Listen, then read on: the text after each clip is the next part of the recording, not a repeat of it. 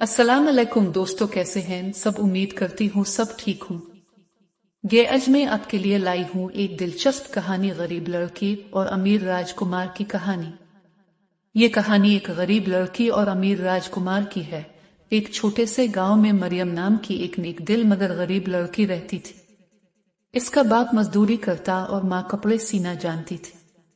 गुर्बत के बावजूद मरियम हमेशा दूसरों की मदद करती। कभी किसी के बच्चे को पढ़ा देती तो कभी किसी बूढ़ी औरत के घर पानी भर देती। गांव के सब लोग उसकी नेकी की तारीफ करते थे। एक दिन पड़ोसी रियासत का शहजादा राजकुमार आरिफ शिकार खेलने आया। अचानक घोड़ा फिसल गया और राजकुमार जख्मी हो गया। गांव के लोग डर गए मगर मरियम ने हिम्मत दिखाई। वो फौरन राजकुमार के पास पहुंची, इसके जख्म पर पट्टी बांधी और पानी पिलाया। राजकुमार ने पहली बार अपनी सल्तनत से बाहर किसी की सच्ची हमदर्दी देखी। चंद दिन तक मरियम ने शहजादे की खिदमत की।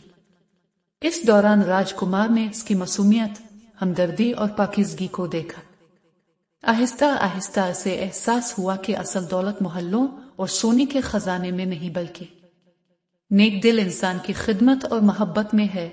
राजकुमार ने अपने बाप बादशाह से जिद की कि वो शादी किसी शहजादी से नहीं बल्कि इसी गरीब लड़की मरियम से करेगा जिसने मुश्किल वक्त में उसकी जान बचाए। इब्तिदा में दरबार के सब लोग हैरान हुए मगर बादशाह ने बेटे की ख्वाहिश कबूल कर ली। यूं एक गरीब लड़की शहजादी बन गई। मगर उसने कभी गुरूर न किया बल्कि महल में भी सबकी खिदमत और मदद करती रही।